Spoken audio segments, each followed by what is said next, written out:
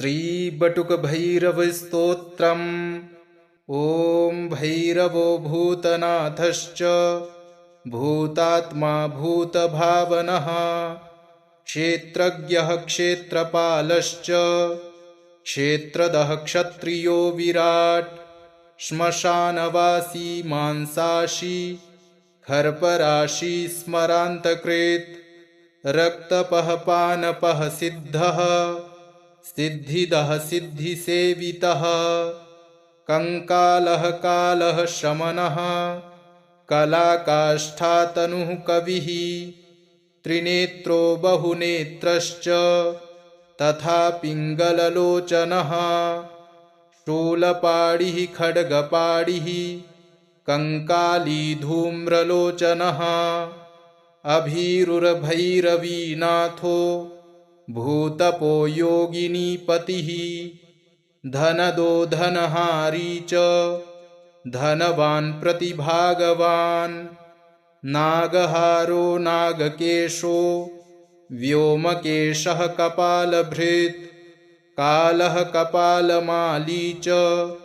कमनीयः कलानिधिः त्रिनेत्रोज्ज्वलन्नेत्रस्त्रिशिखी च त्रिलोकभृत् त्रिवृत्ततनयो डिम्भः शान्तः शान्तजनप्रियः बटुको बटुवेशश्च खट्वाङ्गवरधारकः भूताध्यक्षः पशुपतिर्भिक्षुकः परिचारकः धूर्तो दिगम्बरः शौरिर्हरिणः पाण्डुलोचनः प्रशान्तः शान्तिदः शुद्धः शङ्करप्रियबान्धवः अष्टमूर्तिर्निधीशश्च ज्ञानचक्षुस्तपोमयः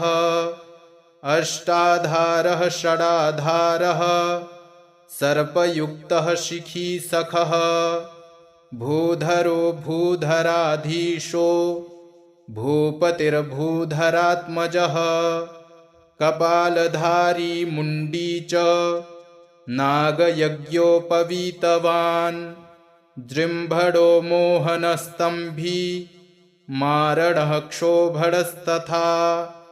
शुद्धनीलाञ्जनप्रख्य देहः मुण्डविभूषणः बलिभुग्बलिभुङ्नाथो बालो बालपराक्रमः सर्वापत्तारणो दुर्गो दुष्टभूतनिषेवितः कामी कलानिधिः कान्तः कामिनीवशकृद्विषी जगद्रक्षाकरोऽनन्तो मायामन्त्रौषधीमयः सर्वसिद्धिप्रदो वैद्यः प्रभविष्णुरितीव हि। इति श्री बटुकभैरवस्तोत्रम् सम्पूर्णम्।